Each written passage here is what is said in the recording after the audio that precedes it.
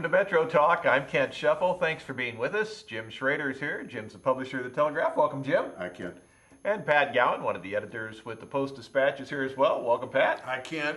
Pat, we're nearing the fiscal cliff with the federal budget. Lawmakers are expressing their views. Senator Dick Durbin said it's time to address entitlement spending, but he says it should not be addressed as part of the fiscal cliff negotiations. He says it should be addressed in the coming months. Representative John Shimkus says he'd like to see the closing of tax loopholes and a simplification of the tax code. Do you agree with their statements? I keep thinking about the movie Rebel Without a Cause, you know, when James Dean is having the race toward the cliff with the other guy and their cars are accelerating and the chicken is the first one to jump and the other guy's foot or belt gets caught in the car handle or something and he can't get loose and the car goes over the cliff. And it's kind of how I feel about what's going on in Washington. Is I got the Republicans and Democrats and two cars driving toward the cliff and the chicken's the first one to jump, and they're scaring me a little bit with this because this is a devastating possibility. I don't know if we ought to wait with entitlement discussions, and it seems like there's been a lot of time for entitlement discussions. Why do we have to wait until we're absolutely back against the wall, pistol against the temple to make these kinds of decisions? That bothers me. A simplified tax code, we've been talking about a simplified tax code for as long as I have been paying taxes. That's when I'll really believe when I see it. It's not necessarily a bad idea, and maybe this is the time. But I don't think we've got reasonable people sitting down at the same table yet. Maybe there's still too many bruises from the election, too much, well, I've got a mandate now. No, you don't have a mandate. I've got the House. Well, I've got the Senate. Well, I've got the White House. That isn't over yet. Part of what bothers me when I look at all of this is it has to do with jobs. Everybody's concerned about the economy, worried about the recession, worried about causing another recession, worried about jobs. And the job creators, bless them, I think we need to aim everything we've got at the job creators. It's just that I think maybe we've got the wrong people in mind when we say job creator. It's a real catchy term. It's been sort of co-opted by those who will defend the big money people for why they need to keep getting big money so it can trickle down through the economy. But they're not the job creators. I'm the job creator, and you and the people out there, the people who spend money are job creators.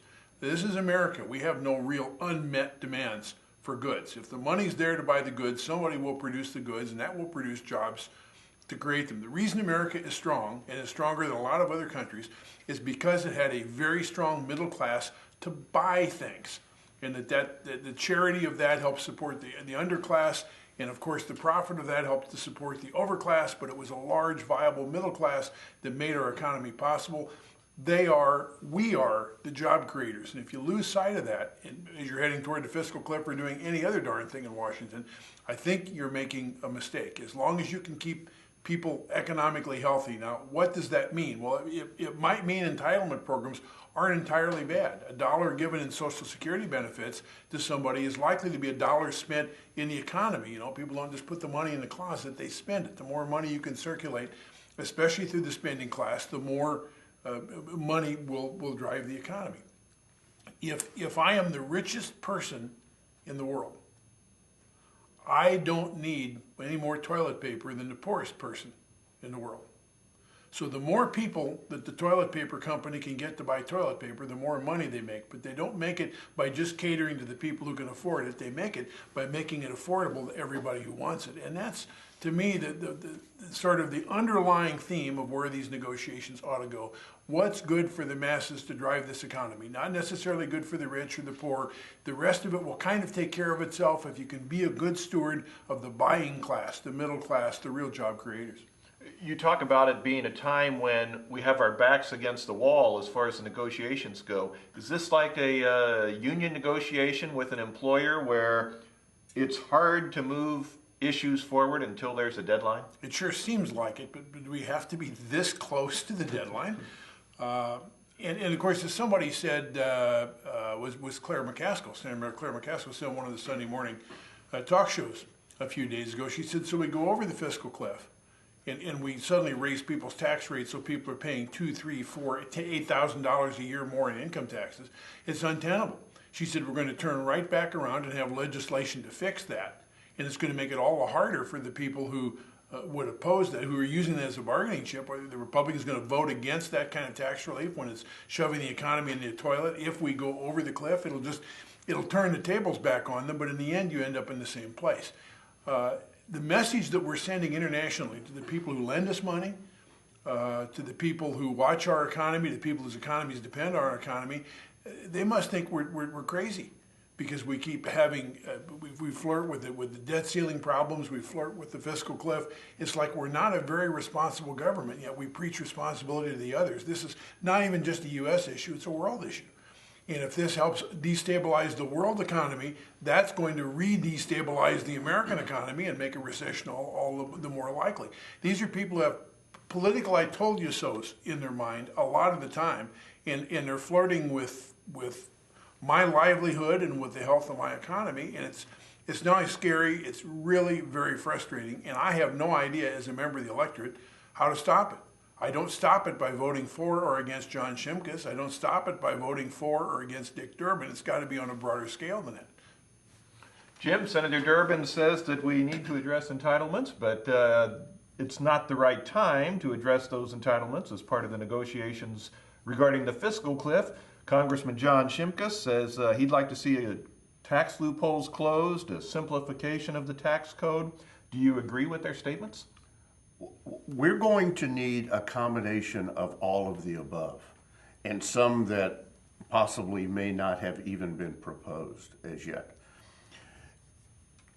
If the tax cuts are rolled back on the very wealthy, even by President Obama's economists, it's a drop in the ocean when we're talking about trying to fix the overall problem that this nation is involved in the trillions of dollars, by the way, that we borrowed from other countries that Pat has already pointed out.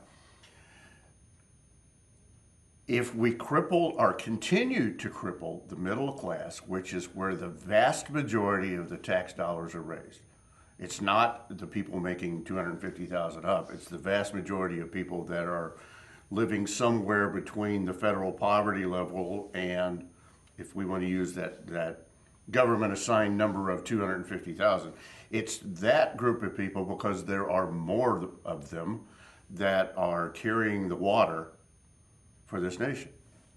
Those are the people that have been saddled with all of this debt. These are the people that their health care costs continue to rise, their cost of educating and clothing their children continue to rise, and now we're going to slap them with another $2,000, $3,000, $4,000, $5,000 tax load, which is, as Pat has already pointed out, comes out of their disposable income.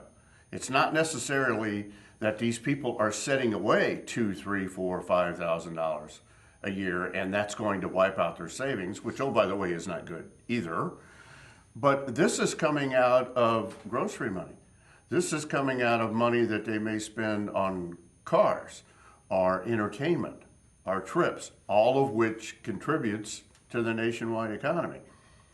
If we saddle the largest taxpayers with additional taxes, there are some that are, as Pat pointed out, the ones that are being called job creators. Those are people, some of them, that own companies or corporations. And you could say, well, if their tax bill goes up, they won't create that many jobs. And that's certainly a possibility. The reality many times is, and this is what I think the government forgets, if I own a multi-million-dollar business and my taxes go up $100,000 a year, my end user is the one that's going to pay that extra $100,000. Because a good businessman is not going to say, well, I'm just going to take a $100,000 hit in my bottom line in the company's profitability. I'm going to pass this on in the cost of my products and goods and services that I sell to who? The middle class. Here we go again, and some of the upper class.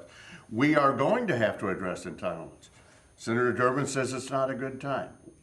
When is a good time? Tomorrow?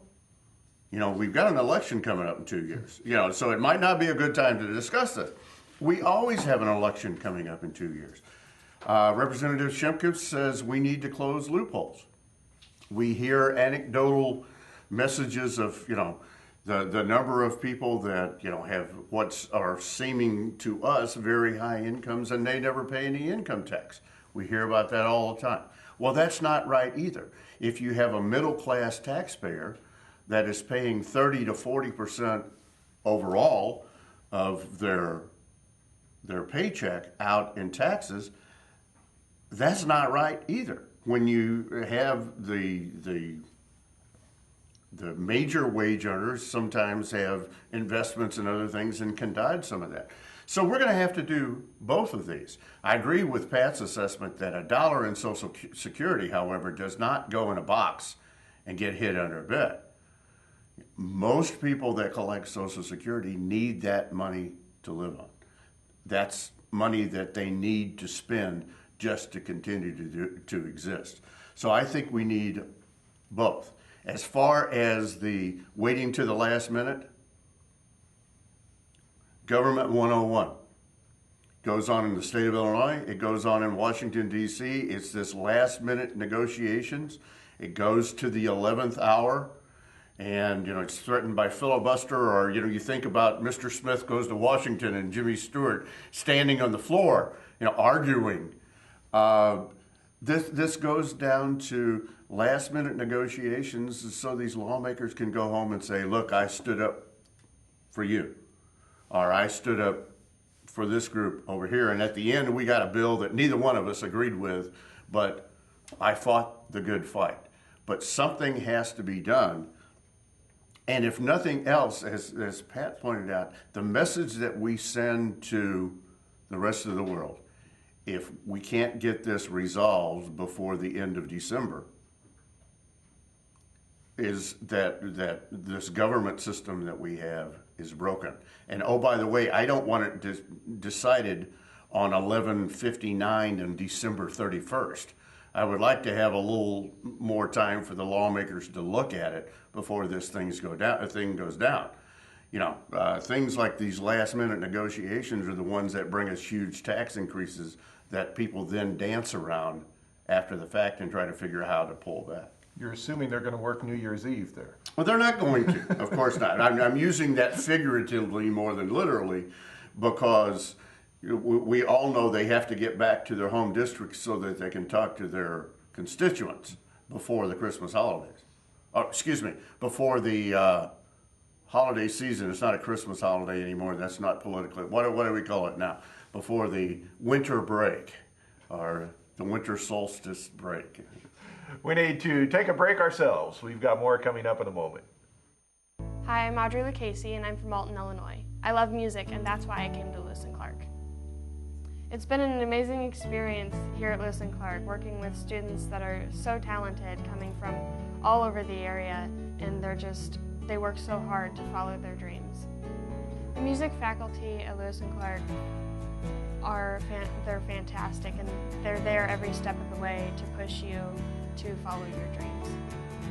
One of the unique opportunities that I have had at Lewis & Clark is being able to record my own music with a fellow student here. Being able to record our music has opened doors for us in the music industry. My long-term goal is to finish here at Lewis & Clark and then to transfer to a four-year school and finish my degree in music performance. I would recommend Lewis & Clark to another student because it is definitely a great place to get started and it can open so many doors for you. Up, college is hard. Down, those books are heavy. My sport is football, but my passion is education.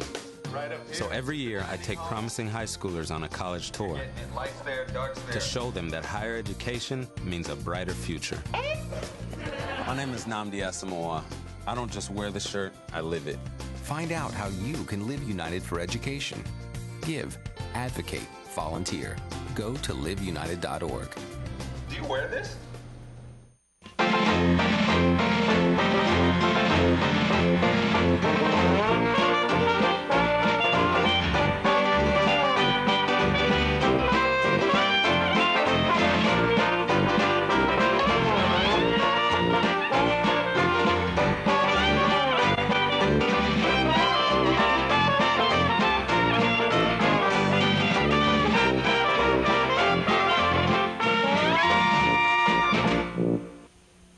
You're watching Metro Talk. I'm Kent Scheffel. Pat Gowans here, along with Jim Schrader. Jim, a couple of former lawmakers who voted for the temporary 67% income tax hike are now getting jobs with the state. One is the director of the Department of Agriculture, another one with the Educational Labor Relations Board. Is there a problem with these appointments when former lawmakers are appointed to positions like this? Define problem. It's not a problem if you're on the receiving end. If you're getting one of the jobs and you can, basically keep that job until you retire and continue to build up your pension, or and sometimes double dip or triple dip your pension. Where we spoke in the first segment about these last minute deals that are negotiated in behind closed doors in a smoky room. The 67% tax increase, income tax increase in the state of Illinois, was negotiated on the last day of the session, late into the evening, and it was one of those things that, through the light of day and with a little more time and a little more discussion, might not have happened. But as I kind of remember it, the vote wasn't called until the leaders were sure they had enough votes to get it to pass. Our two area legislators here, Senator Bill Hayne and Representative Beiser, both said that they were basically trying to avoid a state fiscal cliff at that point in time. That if we had not enacted this temporary income tax increase, the state's bonds were going to go to junk bond status, and the rates were going to go up. The interest was paid on the monies, and basically they felt compelled that they had to do this. I suspect that there were certain, maybe promises made or implied promises made to some of those lawmakers that, hey, you scratch my back now and I'll see to it that your back is scratched later on down the road. This is not uncommon in the state of Illinois. It's not uncommon in any state government, for that matter. It's not uncommon in the federal government. We have a state legislator, I think, that just announced yesterday in Missouri that after being on the state legislature for many, many years, was just reelected in November.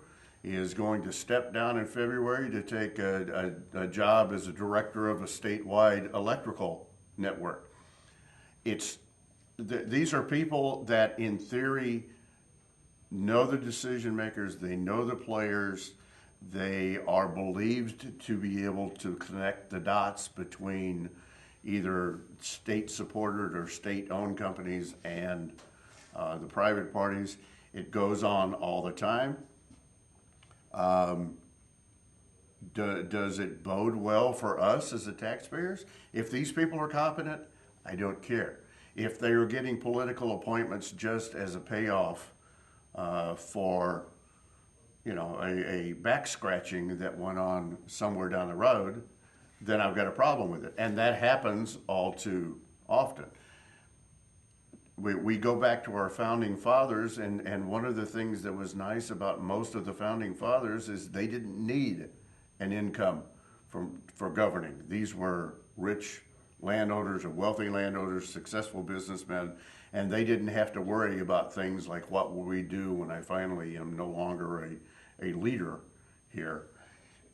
Too many of these people are worried about either getting reelected, as Pat pointed out in the first segment. We're worried about keeping our jobs, or we're worried about what we're going to do when I step down. We think back to now imprisoned former Governor Blagojevich.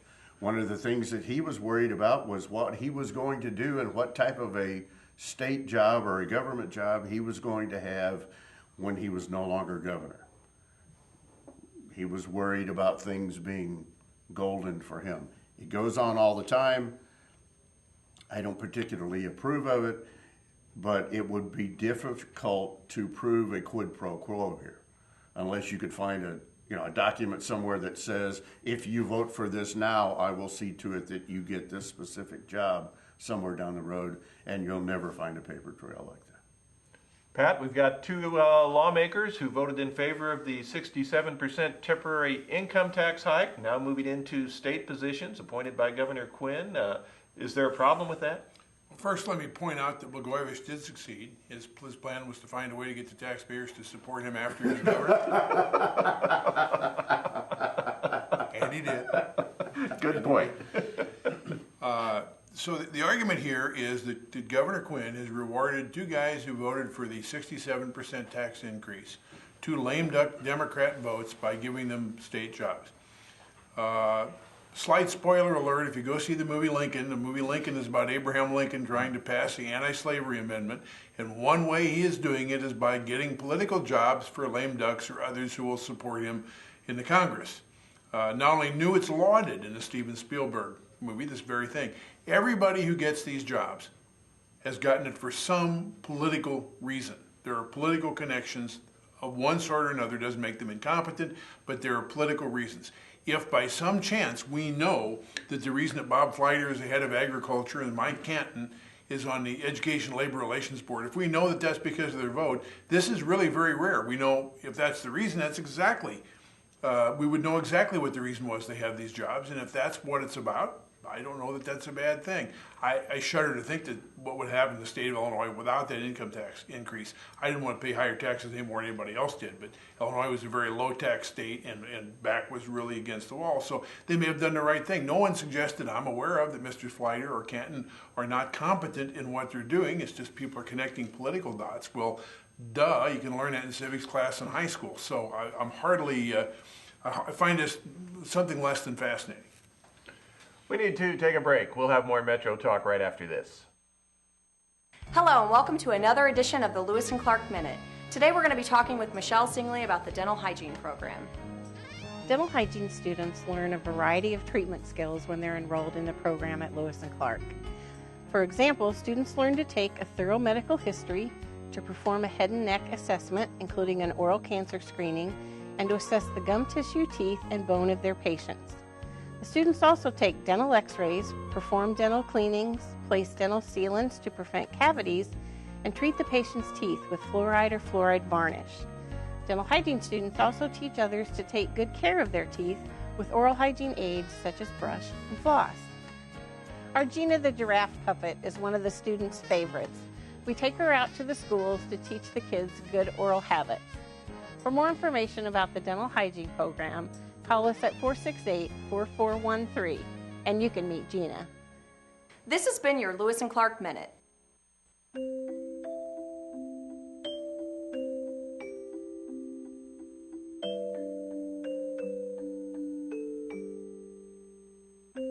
Lead paint poisoning affects 1 million children today. If you're pregnant or have young children and your home was built before 1978, you could be at risk. Learn how to protect your family.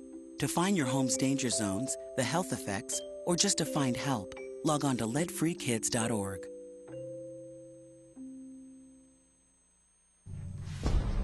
Bring out the action hero in you.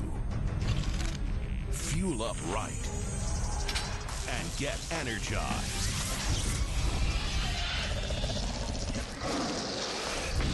Be part of the greatest action movie ever. The first movie that puts you in the action. Show us how you train and eat like an action hero. Join in at actionheroalliance.com. This is Metro Talk. I'm Kent Shuffle. I'm here with Pat Gowan and Jim Schrader. Pat, the federal court in East St. Louis has ruled that Highland-based contractor Cordy Lutjohan is not exempt from a federal law that requires it to provide insurance coverage for birth control and other services for women. The firm had sought to be excluded from that law due to religious reasons. Is this going to be the last of these cases, or are we going to see more? No, it won't be the last. It also wasn't the first, but every federal court has pretty much ruled the same way, saying that your right to religious freedom as an employer doesn't allow you to ignore various federal laws. There are a number of religions, for example, that subordinate women, but that doesn't allow you to pay women less just because that's your religious belief. You can discriminate against whites or blacks or green people if you want in your mind, but you can't do it in your business because that would also be against the law. I mean, so you're not suspending your obligations under the law just because you have strong religious beliefs. The government can't say you have to personally get an abortion or you have to personally pay for birth control. But when you've got a business with your employees, this is what the courts have held. They've held it in other issues similar to this through the years. I don't expect this is going to change at all. I imagine the appellate courts will uphold this, and that this issue will fall by the wayside. They will have fought the good fight. I understand their point of view. I'm not belittling their point of view. It just doesn't really fly in the face of what government has to do. Jim, the federal court in East St. Louis has ruled that a Highland contractor has to pay the benefits for birth control, that kind of thing. Have we seen the last of these cases? Not by any stretch of the imagination. You have to applaud these folks for standing for what they believe. I think especially the Cordy family is known to be very devout Catholic, and they objected based on religious grounds. The federal court in East St. Louis said this is a secular company. It's not performing any type of religious activities. It's not a church. It's not a faith-based hospital or something like that. It's a construction company. Therefore, these people are going to have to pay. In this particular case, we know that, again, especially the Cordys, were objecting based on religious beliefs. There are some unscrupulous people out there that would try to use that as a reasoning to get out of the possible expense of providing an additional benefit to employees that they don't want to supply. So this is going to continue. The courts have ruled that some faith-based operations are exempt from this, but you're going to be hard-pressed to have a grocery store or a construction company or a community college try to use a religious belief to object to the doctrine or to object to the ruling by the courts. So we'll continue to see. We're going to see more of these. Foot the bill? Well, they're going to have to foot the bill. That is the law of the land, and it has been upheld in the courts. You have to give this firm, points for standing for their beliefs and willing to fight the fight, and incur the legal expenses. But that's really not going to change probably what we have coming down the pipe. What's the cutoff on the number of employees where you have It's to 50, I believe. Yes. Because they've got 20. They have more employees now, but they only provide health insurance for the 20 who are non-union. Well, which but means they count all employees, not necessarily how many people are on the health care bill. Okay, well, and that may be different, but they could just walk away from it. Right. That's going to do it for this round of Metro Talk. Thanks for being with us. I'm Ken Scheffel. Pat Gowan has been here along with Jim Schrader. We'll see you next time.